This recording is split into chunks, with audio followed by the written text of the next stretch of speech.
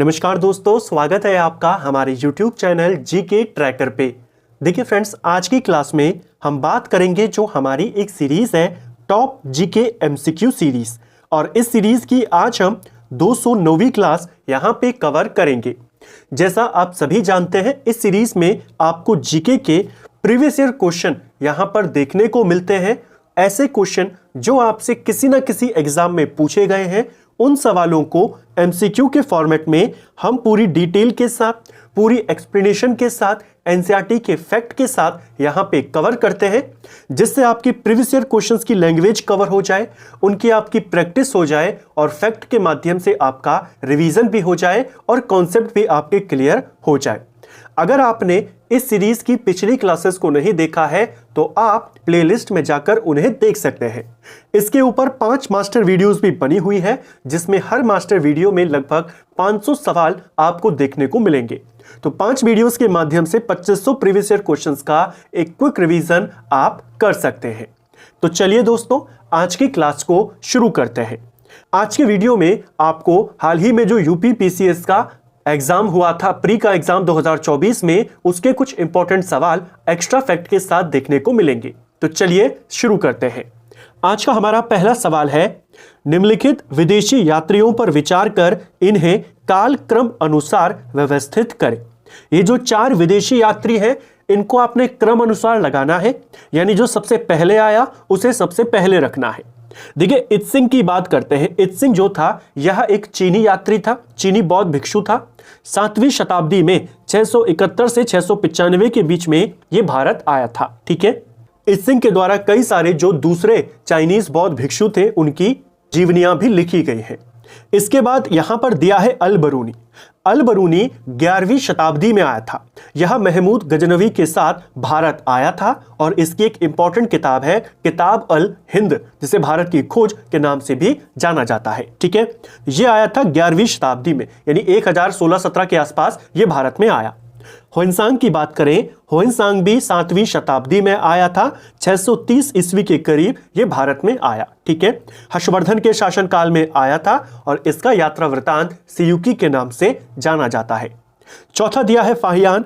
फाहियान की बात करें, यह 5वीं शताब्दी में आया था, चंद्रगुप्त द्वितीय के काल में, यानी यह आपके 5वीं शताब्दी में आया है, यानी 400 ईस्वी के करीब 5वीं शताब्दी की शुरुआत में आया था। तो 399-400 ईस्वी के करीब यह भारत में आया था। ठीक है, तो इन चारों में सबसे पहले कौन आया है? फाहियान आया है 5वीं शताब्दी में, यानी पहले 4 आएगा। 5वीं शताब्दी के बाद 7वीं शताब्दी की शुरुआत में होइनसांग आया है, यानी 4 के बाद 3 आएगा। उसके बाद 7वीं शताब्दी के अंत में इत्सिंग आया, यानी 1 होगा, और फिर 11वीं शताब्दी में अल बरूनी आया, यानी 2 होगा। तो 4 3 1 2 हमारा सही आंसर होगा। 4 3 1 2। ठीक है, इस फाहियान को लेकर एक चीज को यहां पर और याद करना, इसका जो यात्रा वृतांत है, इसके यात्रा वृतांत को फूको की के नाम से जाना जाता है। ठीक है, होइनसांग के यात्रा वृतांत को किस नाम से जाना जाता है? तो इसका यात्रा वृतांत सीयू की के नाम से जाना जाता है। ठीक है, नेक्स्ट है, भारत में मौद्रिक नीति की घोषणा कौन करता है, या मौद्रिक नीति कौन घोषित करता है?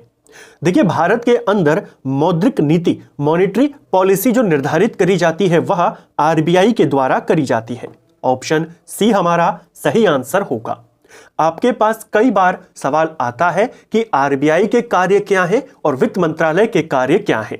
आप फाइनेंस मिनिस्ट्री के, वित्त मंत्रालय के 2-3 इंपॉर्टेंट काम को यहां पर नोट कर लीजिए। उसके अलावा जो भी आपको पूछेगा, आप कहेंगे वो आरबीआई का काम है। पहला काम जो वित्त मंत्रालय करता है, वो है राजकोषीय नीति का निर्धारण। मौद्रिक नीति आरबीआई बनाता है और राजकोषीय नीति वो वित्त मंत्रालय बनाता है। ठीक है, दूसरा काम जो वित्त मंत्रालय करता है, सरकारी खर्च को नियंत्रित करना, यह काम भी आरबीआई का नहीं है। तीसरा, बजट के राजस्व अनुमान तैयार करवाना, यह भी वित्त मंत्रालय करता है। आर्थिक समीक्षा को तैयार करना और उसे प्रकाशित करना, यह काम भी किसका है? वित्त मंत्रालय का है।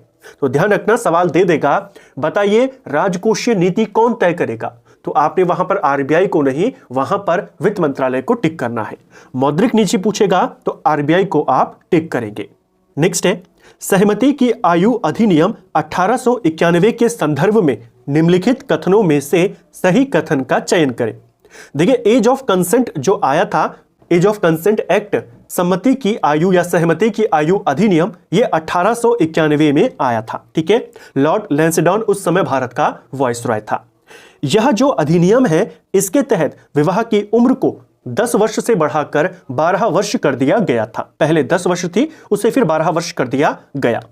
यानी इस एक्ट के माध्यम से 12 वर्ष से कम की कन्याओं के विवाह पर प्रतिबंध लगा दिया गया। ठीक है, बाद में शारदा एक्ट आया और इस 12 वर्ष को कितना कर दिया, महिलाओं के लिए, कन्याओं के लिए 14 वर्ष और बालकों के लिए 18 वर्ष। ठीक है, तो वो अलग एक्ट हो जाएगा। हम बात कर रहे हैं एज कंसेंट एक्ट की, यानी सम्मति आयु अधिनियम। इससे संबंधित 2 कथन हैं, चलिए देखते हैं। पहला, यह बंबई के एक फारसी सुधारक बहराम जी मालाबारी थे जिन्होंने इस कानून की वकालत करी थी। तो पहला कथन आपका बिल्कुल सही है। जो सहमति की आयु अधिनियम आया था, इसको लाने में या इसको लागू करवाने में जो महत्वपूर्ण योगदान निभाया था, वो बंबई के एक फारसी समाज सुधारक थे बहराम जी मालाबारी, यानी इनके प्रयासों से आया। जैसे सती प्रथा पर प्रतिबंध लगाया किसने था, विलियम बेंटिक ने, लेकिन किसके प्रयासों से, राजा राम मोहन राय। उसी प्रकार यह अधिनियम इनके प्रयासों से लाया गया था। ठीक है, दूसरा, इस अधिनियम को बाल गंगाधर तिलक के नेतृत्व वाली चरमपंथी शाखा ने समर्थन दिया था। दूसरा वाला कथन आपका गलत हो जाएगा। जब यह अधिनियम लाया गया और कम उम्र की कन्याओं के विवाह पर प्रतिबंध लगाया गया, तो उस समय के जो चरमपंथी संगठन थे, उन्होंने इसका विरोध किया था। यह उनके धार्मिक मामलों में हस्तक्षेप है और इसके लिए अंग्रेजों का विरोध भी किया गया और इसका अधिनियम का भी विरोध किया गया। इस विरोध करने वाले लोगों में बाल गंगाधर तिलक के नेतृत्व वाली जो चरमपंथी शाखा थी, यानी उनके गुट के जो लोग थे, उन्होंने भी इसका विरोध किया था। तो समर्थन नहीं किया था, विरोध किया था। तो दूसरा कथन आपका गलत है। पहला वाला आपका बिल्कुल सही है, आपको सही वाला ही बताना था। ठीक है, किसके काल में यह अधिनियम आया था, लैंसडाउन के काल में। नेक्स्ट है, सूची 1 को सूची 2 से सुमेलित करना है। एक तरफ बायोस्फीयर रिजर्व दिए हैं, दूसरी तरफ उनकी लोकेशन दी है, यानी उनके राज्यों को दिया गया है। चलिए इनको मिलाते हैं। जो सिम्बलीफाल आपका बायोस्फीयर रिजर्व है, यह किस राज्य में पड़ता है, यह आपके उड़ीसा में पड़ता है। ठीक है, जो नोक्रेक बायोस्फीयर रिजर्व है, यह आपके मेघालय में पड़ता है। ठीक है, अगस्तमलाई बायोस्फीयर रिजर्व, यह आपका केरल में है। कुछ हिस्सा इसका तमिलनाडु में भी पड़ता है, लेकिन ज्यादातर ये कहां माना गया है, केरल में माना गया है। और मानस बायोस्फीयर रिजर्व की बात करें, यह आपके असम में पड़ता है। ठीक है, तो सिम्बलीफाल उड़ीसा में है, यानी ए का आंसर क्या हो जाएगा, 2 हो जाएगा। ठीक है, इनको लिख लेते हैं। नोक्रेक मेघालय में है, यानी 4 हो जाएगा। अगस्तमलाई केरल में है, यानी 1 हो जाएगा। असम मानस वाला जो है वो असम में है, यानी कि 3 हो जाएगा। 2 4 1 3 यहां पर सही आंसर होगा। 2 4 1 3 ऑप्शन डी हमारा सही उत्तर होगा। नेक्स्ट है, कंप्यूटर मेमोरी का वह कौन सा भाग है जो विद्युत आपूर्ति बाधित होने पर भी अपरिवर्तनशील होता है। देखिए, कंप्यूटर की मास्टर वीडियो में हमने कंप्यूटर की मेमोरी के बारे में बात करी थी कि कंप्यूटर के अंदर 2 प्रकार की मेमोरी होती है। एक होती है प्राथमिक मेमोरी और एक होती है सहायक मेमोरी। प्राथमिक मेमोरी वो जो पहले से कंप्यूटर में लगी होती है, जैसे रैम हो गई, रोम हो गई, कैशे मेमोरी हो गई। और सेकेंडरी मेमोरी, सहायक मेमोरी वो होती है जो हम बाहर से लगाते हैं, जैसे सीडी है, मैग्नेटिक डिस्क है, पेन ड्राइव है, मेमोरी कार्ड है, ये सारी सहायक मेमोरी है। जो प्राथमिक मेमोरी है आपकी मुख्य रूप से एक रैम है और एक हमारी रोम है। ठीक है, जो रैम है, रैंडम एक्सेस मेमोरी इसका पूरा नाम है। यह एक प्रकार से वॉलेटाइल मेमोरी है। वॉलेटाइल मेमोरी का मतलब है जब तक इसको पावर मिलती रहेगी, ये मेमोरी सेव रहेगी, पावर गया, डेटा आपका चला गया, यानी ये परिवर्तित होती है, तो इसको अस्थायी मेमोरी भी कहते हैं। जबकि रोम जो है वो नॉन वॉलेटाइल मेमोरी है, यानी अगर पावर कट भी होता है, जो डेटा उसमें स्टोर है वो बना रहता है। तो रोम हमारी क्या है, इसे परमानेंट मेमोरी भी कहते हैं। लाइट जाने पर भी इसका डेटा नहीं जाता है, इसीलिए इसे स्थायी मेमोरी कहते हैं, यानी ये नॉन वॉलेटाइल है। वही आपको पूछा था कि कौन सी बदलती नहीं है, तो रोम बदलती नहीं है। ऑप्शन बी हमारा सही आंसर हो जाएगा। ठीक है, जो रैम है इसे प्रेजेंट टाइम मेमोरी के नाम से भी जाना जाता है। ठीक है, अगला, सूची 1 को सूची 2 से सुमेलित करें और सूची यहां पर नीचे दिए गए हैं कूट, उनका मिलान करें। एक तरफ आपको कुछ इंपॉर्टेंट रिपोर्ट्स दिए गए हैं, उन रिपोर्ट को कौन सी संस्थाएं जारी करती हैं वो आपने बताना है। देखिए पहला दिया है मानव विकास रिपोर्ट। मानव विकास रिपोर्ट जो होती है वह संयुक्त राष्ट्र विकास कार्यक्रम यानी यूएनडीपी के द्वारा जारी होती है। तो संयुक्त राष्ट्र विकास कार्यक्रम कहां पर है, यहां पर। तो पहले का क्या हो जाएगा 3। विश्व आर्थिक परिदृश्य, इस रिपोर्ट को कौन जारी करता है, इसको जारी करता है अंतरराष्ट्रीय मुद्रा कोष, यानी दूसरे का आंसर क्या हो जाएगा, पहला हो जाएगा। ठीक है। विश्व निवेश रिपोर्ट, इसे कौन जारी करता है, संयुक्त राष्ट्र व्यापार और विकास सम्मेलन यानी यूएनसीटीएडी। तो व्यापार और विकास पर संयुक्त राष्ट्र सम्मेलन, ये रहा। तीसरे का 4 हो जाएगा। उत्सर्जन अंतर रिपोर्ट, इसे जारी करता है संयुक्त राष्ट्र पर्यावरण कार्यक्रम यूएनईपी, जिसे शॉर्ट में लिखा जाता है, यानी इसका आंसर क्या हो जाएगा, 2 हो जाएगा। तो 3 1 4 2 यहां पर सही हमारा क्रम है, 3 1 4 2। ऑप्शन ए हमारा सही उत्तर होगा। ये कुछ इंपॉर्टेंट अंतरराष्ट्रीय रिपोर्ट्स हैं जो पेपर में आती रहती हैं। नेक्स्ट है, सीमा सड़क संगठन द्वारा अटल सुरंग का निर्माण 3000 मीटर की ऊंचाई पर किया गया है। इस सुरंग द्वारा किन स्थानों को जोड़ा गया है। देखिए अटल सुरंग जो है आपके रोहतांग दर्रे में स्थित है, हिमाचल प्रदेश में यह दर्रा पड़ता है। इस सुरंग की जो लंबाई है वो 9.02 किलोमीटर है। इसकी लंबाई भी पूछी जाती है। दुनिया की सबसे बड़ी राजमार्ग सुरंग इसे माना जाता है। यह सुरंग आपके मनाली को लाहौल स्पीति से जोड़ती है। ऑप्शन ए हमारा सही आंसर होगा। नेक्स्ट है, स्थिर कीमतों पर राष्ट्रीय आय का अर्थ क्या होता है। कुछ समय पहले जब हमने इकोनॉमिक्स के अंतर्गत राष्ट्रीय आय को कवर किया था, उसमें इस कॉन्सेप्ट को पढ़ा था, चालू कीमत पर राष्ट्रीय आय और स्थिर कीमत पर राष्ट्रीय आय। चालू कीमत पर राष्ट्रीय आय का मतलब होता है कि चल रहा जो वित्तीय वर्ष होता है उसी के आधार पर राष्ट्रीय आय का आकलन करना, जिसमें राष्ट्रीय आय का आकलन सही से नहीं हो पाता है। ज्यादातर देश स्थिर कीमतों पर राष्ट्रीय आय का आकलन करते हैं।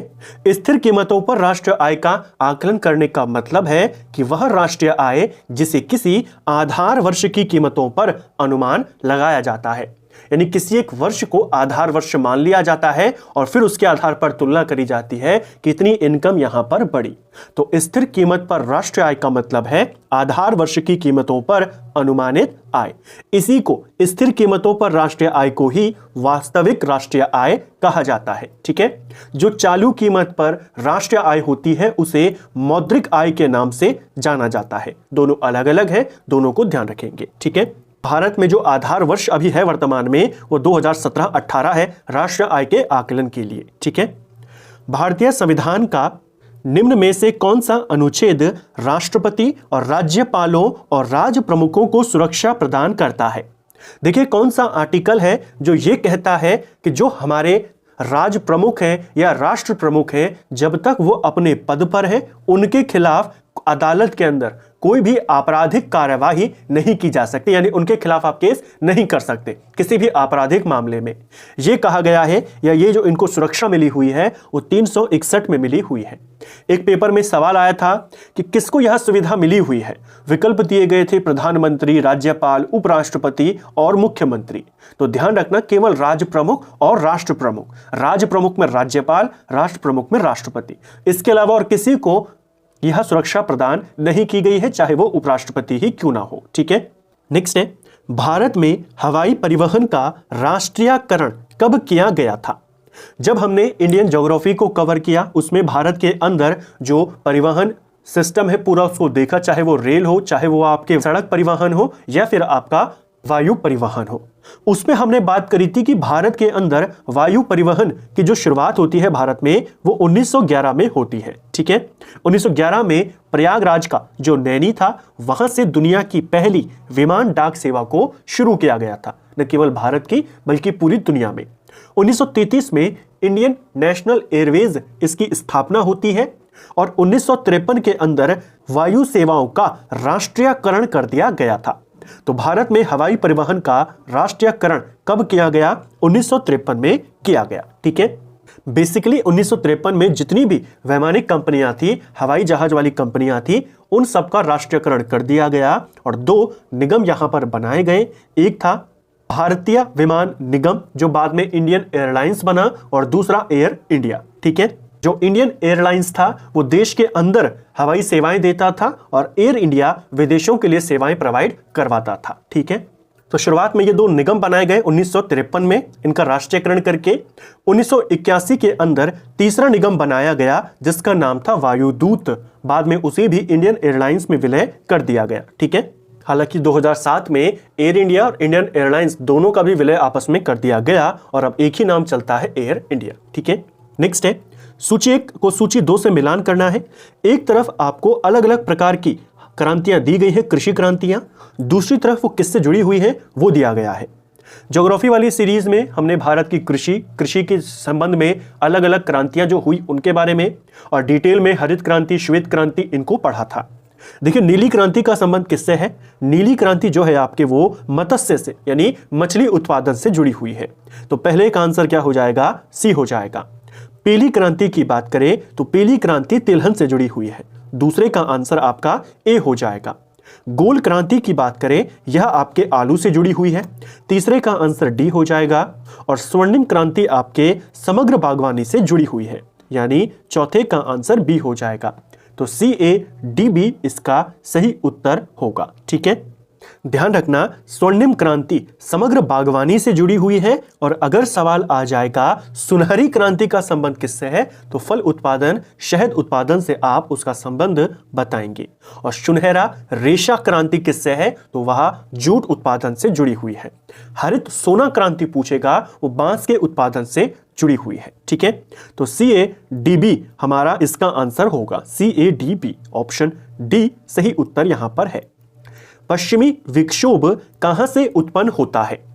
इसके बारे में भी हमने इंडियन मॉनसून वाले वीडियो में डिटेल में बात करी थी कि भारत में पश्चिमी विक्षोभ के कारण वर्षा होती है शीतकाल में।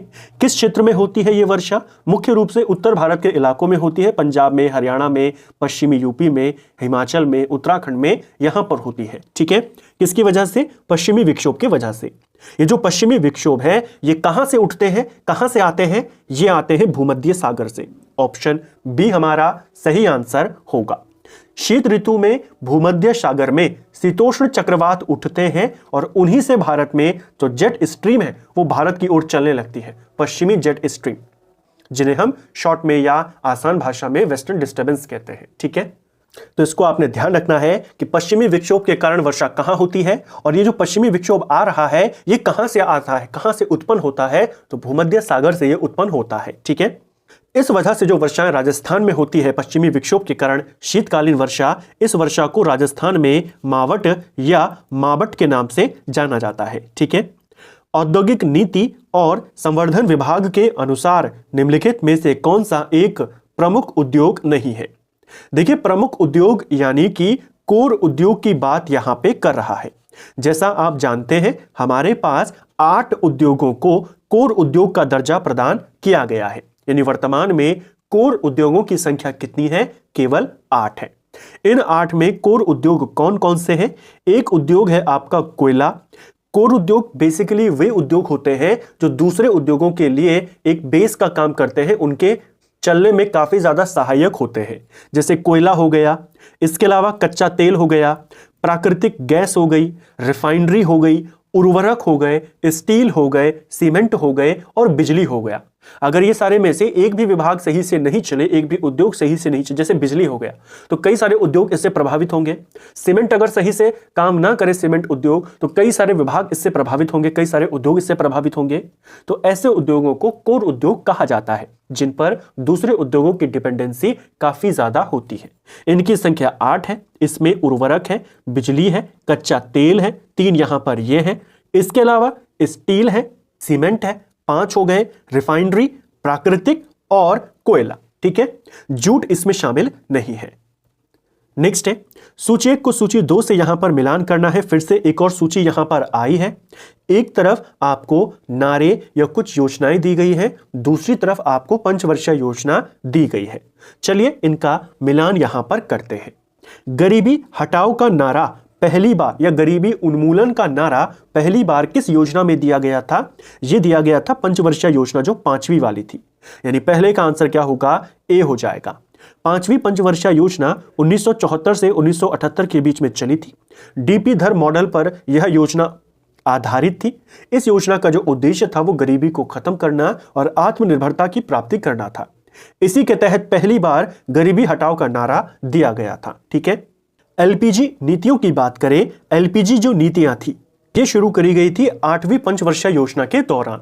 जो लिबरलाइजेशन था, ग्लोबलाइजेशन था, प्राइवेटाइजेशन था, एलपीजी जिसको कहा जाता है, भारत में उदारीकरण की शुरुआत वो इसी के तहत हुई थी। ठीक है, यानी दूसरे का आंसर क्या हो जाएगा, डी हो जाएगा। पहले का ए, दूसरे का डी।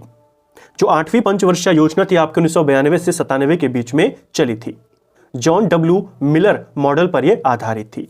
रोलिंग प्लान की बात करें, अनवरत योजना जिसको कहा जाता है, यह आपके 5वीं पंचवर्षीय योजना के बाद चली थी 1978 से 80 के दौरान। तो तीसरे का आंसर क्या हो जाएगा, सी हो जाएगा। ठीक है। जो रोलिंग प्लान योजना थी इसका प्रतिपादन किसने किया था, गुनार मेडल ने किया था। इनकी एक पुस्तक है एशियन ड्रामा, उसमें किया था। ठीक है। भारत में रोलिंग प्लान को लागू करने का जो श्रेय जाता है वो डीटी लकड़वाला को जाता है। ठीक है। जब जनता पार्टी की सरकार आती है 1978 में, वो पंचवर्षीय योजनाओं को समाप्त कर देते हैं और रोलिंग प्लान की शुरुआत करते हैं। ठीक है। बाद में 1980 में इंदिरा गांधी वापस जीतती हैं और वो दोबारा से पंचवर्षीय योजनाओं की शुरुआत करती हैं। न्याय और समता के विकास, यह जो नारा था या जो उद्देश्य था वो 9वीं पंचवर्षीय योजना का था। 1997 से 2002 के बीच में यह योजना चली। सामाजिक न्याय और समानता के साथ आर्थिक विकास इसका मेन उद्देश्य था। ठीक है, यानी चौथे का आंसर हो जाएगा बी। तो ADCB इसका आंसर होगा, ADCB ऑप्शन ए हमारा सही उत्तर हो जाएगा। नेक्स्ट है, संविधान की प्रस्तावना के अनुसार निम्नलिखित में से कौन सा शब्द क्रम सही है। तो संविधान की प्रस्तावना में जो भारी भारी शब्द इस्तेमाल किए गए हैं उसमें बताया गया है कि भारत एक कैसा देश है, उनमें शब्दों का सही क्रम क्या है वो सवाल पेपर में आता है। संविधान वाली सीरीज में हमने भारत की प्रस्तावना से संबंधित जितने सवाल बन सकते थे सबका कॉन्सेप्ट क्लियर किया था, एक एक शब्द के मतलब को समझा था। सही क्रम है इसका कि उसमें बताया गया है कि भारत एक संप्रभु देश होगा, समाजवादी होगा, धर्मनिरपेक्ष होगा, लोकतांत्रिक गणतंत्र होगा। यह इसका सही क्रम है। ऑप्शन डी सही उत्तर हो जाएगा। नेक्स्ट है, भारतीय राष्ट्रीय सर्वेक्षण 2022 के अनुसार भारत की साक्षरता दर कितनी है। देखिए, भारत में जो जनगणना हुई वो 2011 में हुई। उसी में हमें सारे आंकड़े पता चले कि भारत की जनसंख्या कितनी है, भारत में लिंग अनुपात कितना है, साक्षरता दर कितनी है। उसके बाद 2021 में तो जनगणना हुई नहीं, लेकिन 2022 में एक सर्वे किया गया था, भारतीय राष्ट्रीय सर्वेक्षण। इसके आंकड़े आए, इसमें साक्षरता के बारे में बताया गया। इसके अनुसार 2022 में जो भारत की साक्षरता दर थी वो 77.6% हो गई है। ऑप्शन ए हमारा सही आंसर हो जाएगा। ठीक है। 2011 की अगर हम बात करें तो उसमें कितनी थी, लगभग 74-73 के करीब हमारे देश की साक्षरता दर थी। अब 2022 के अनुसार जो राष्ट्रीय सर्वेक्षण था उसके अनुसार कितनी हो गई, 77.6। जो पुरुष साक्षरता रही है, ये दोनों क्वेश्चन आपसे SSC CHSL के एग्जाम में पूछे गए थे। 2022 के अनुसार ये पूरे देश की साक्षरता है। अगर हम मेल लिटरेसी की बात करें, ये आपके 84.7% रही, और अगर हम फीमेल लिटरेसी की बात करें तो ये 70.3% यहां पर रही। सबसे ज्यादा जो साक्षरता है वर्तमान में 2022 के अनुसार वो केरल में ही है, लेकिन केरल में 2011 में 93 थी, अब 96% हो चुकी है। सबसे कम साक्षरता इसके अनुसार जो आई वो आंध्र प्रदेश में आई, केवल 66%। ठीक है। तो केरल में 96% आई, मिजोरम में 91 आई, दिल्ली में 88 आई, त्रिपुरा में 87.75 आई। ये टॉप 4 थे। 5वें नंबर पे उत्तराखंड था 87.6% के साथ ओवरऑल साक्षरता में। सबसे कम साक्षरता में आंध्र प्रदेश पहले पर है, राजस्थान दूसरे पर और बिहार तीसरे नंबर पे आ गया। ठीक है। इंपॉर्टेंट आंकड़े हैं, जनगणना को लेकर बनते हैं। हालांकि ये जनगणना नहीं थी, राष्ट्रीय सर्वेक्षण था, उसमें ये जानकारी आई थी। ठीक है। नेक्स्ट है, भारतीय पर्यटन और यात्रा प्रबंधन संस्थान का मुख्यालय कहां पर स्थित है। जो भारतीय पर्यटन और यात्रा प्रबंधन संस्थान है, यानी IITTM इसको शॉर्ट में लिखा जाता है, Indian institute of tourism and travel management. इसका जो हेडक्वार्टर है वो आपके मध्य प्रदेश के ग्वालियर में स्थित है। ऑप्शन बी हमारा सही आंसर होगा। 1983 में इसे बनाया गया था। भारत का सबसे पुराना फुटबॉल टूर्नामेंट डूरंड कप सबसे पहले कहां पर आयोजित किया गया। तो पहला सवाल तो ये बनता है डूरंड कप का संबंध किससे है, किस खेल से है? तो डूरंड कप आपके फुटबॉल से जुड़ा हुआ है। यह भारत का सबसे पुराना फुटबॉल टूर्नामेंट है। इसकी शुरुआत 1888 में हुई थी और इसका जो पहला संस्करण खेला गया था वो शिमला में खेला गया था। जल्दबाजी में या तुक्के में आपने कलकत्ता पर टिक नहीं करना है, शिमला इसका सही उत्तर होगा। ठीक है, 2024 का जो डूरंड कप है उसे north east United football club ने जीता था, यानी जो नॉर्थ ईस्ट यूनाइटेड है उसने जीता था। नेक्स्ट है, निम्न में से किस अधिनियम के द्वारा 7 वर्ष या उससे कम उम्र के बच्चों में कारखाने में काम करने पर प्रतिबंध लगाया गया था? देखिए, कारखाने अधिनियम को लेकर के सवाल बने थे कि पहला कारखाना अधिनियम कब आया, दूसरा कारखाना अधिनियम कब आया। जो पहला कारखाना अधिनियम था वो 1881 में आया रिपन के काल में, और जो दूसरा कारखाना अधिनियम था वो लैंसिडॉन के काल में आया 1891 में। जो पहला कारखाना अधिनियम था ये वाला 1881 में, इस अधिनियम के माध्यम से 7 वर्ष या उससे कम आयु के बच्चों के काम करने पर प्रतिबंध लगा दिया गया। तो पहला वाला कथन आपका बिल्कुल सही है। हालांकि इसके तहत 2-3 बातों को और ध्यान रखना, क्योंकि कथन वाले सवालों में ऐसे क्वेश्चन बनते हैं। इसके माध्यम से पहला चीज तो ये किया गया। दूसरा, 7 से 12 साल के जो बच्चे हैं उनके लिए घंटे निर्धारित कर दिए गए कि वो 9 घंटे से ज्यादा काम नहीं करेंगे, यानी इससे ज्यादा काम करवाने पर प्रतिबंध। और तीसरी बात ये करी गई कि ये जो 2 चीजें करी थी कि 7 वर्ष से कम के बच्चों से काम नहीं करा सकते, 7 से 12 साल के बच्चों से केवल 9 घंटे काम करा सकते हैं, ये दोनों नियम चाय, कॉफी और नील इनकी खेती पर लागू नहीं होते थे, यानी इनसे जुड़े अगर कुछ है वहां पर ये सारे नियम नहीं चलेंगे। ठीक है, दूसरा जो कारखाना अधिनियम आया वो 1891 में आया, लैंसिडॉन के काल में आया। उसके माध्यम से महिलाओं को राहत दी गई और 11 घंटे से ज्यादा काम करवाने पर प्रतिबंध लगा दिया गया। ठीक है, नेक्स्ट है, वैश्विक बहुआयामी गरीबी सूचकांक रिपोर्ट कौन तैयार करता है? देखिए, जो ग्लोबल मल्टी पॉवर्टी इंडेक्स है हमारा, यानी वैश्विक बहुआयामी गरीबी सूचकांक, इसके बारे में हमने डिटेल से बात करी थी कुछ समय पहले इकोनॉमिक्स वाली क्लास में, जिसमें हमने विभिन्न रिपोर्टों के बारे में, उन्हें जारी करने वाली संस्थाओं के बारे में जाना था। जो हमारा वैश्विक बहुआयामी गरीबी सूचकांक होता है MPI, जिसको कहते हैं मल्टी डायमेंशनल पॉवर्टी इंडेक्स, इसे 2 संस्थाओं के द्वारा तैयार किया जाता है। एक है हमारी ऑक्सफोर्ड पॉवर्टी और मानव विकास पहल, OPHI इसको कहा जाता है, और दूसरी है हमारा संयुक्त राष्ट्र विकास कार्यक्रम UNDP इसको कहा जाता है। तो 3 और 4 हमारे सही उत्तर यहां पे होंगे। ऑप्शन डी हमारा सही आंसर होगा। ठीक है, इसको भी आपने ध्यान रखना है। इस रिपोर्ट के बारे में या अन्य रिपोर्ट्स के बारे में अगर आप और ज्यादा डिटेल में जानना चाहते हैं तो इकोनॉमिक्स वाली क्लास को आप जाकर देख सकते हैं। उसमें हमने राष्ट्रीय आय के बारे में, अर्थव्यवस्था के बेसिक के बारे में कई सारी चीजों को कवर किया है। अलग अलग प्रकार के जो वक्र होते हैं अर्थव्यवस्था में उनको हमने देखा है। NDP, GDP, NNP, GNP क्या होते हैं उनको भी हमने विस्तार से समझा है। 5 क्लासेस ही हम उसमें फिलहाल कवर कर पाए हैं, उसमें भी आपको कई सारी चीजें मिल जाएंगी। तो फ्रेंड्स, ये था हमारा आज का वीडियो, जिसमें हमने जीके के 20 और सवालों को यहाँ पे कवर किया। अतिरिक्त तथ्यों के साथ हमने इन क्वेश्चंस को देखा, पूरा चीजों को लिंक करने का प्रयास किया, जिससे हमको ये चीजें याद भी रहे, हमें रटने की आवश्यकता ना पड़े। उम्मीद करता हूं आपको आज का वीडियो पसंद आया होगा। अगर आपको ये वीडियो पसंद आई है तो वीडियो को लाइक करें, चैनल पर नए हैं तो चैनल को सब्सक्राइब करें, अपने दोस्तों के साथ शेयर करें। वीडियो आपको कैसा लगा कमेंट बॉक्स में हमें जरूर बताएं। Thank you friends.